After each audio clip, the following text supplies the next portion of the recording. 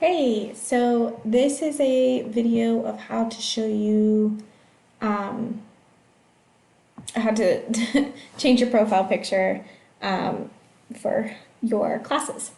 So um, you're going to want to go to the homepage of your class, and if you scroll over the little person here, you'll see change profile picture. So if you click that and then click change profile picture there, it'll take you to your documents, and I'm just going to find my picture that I want to use here.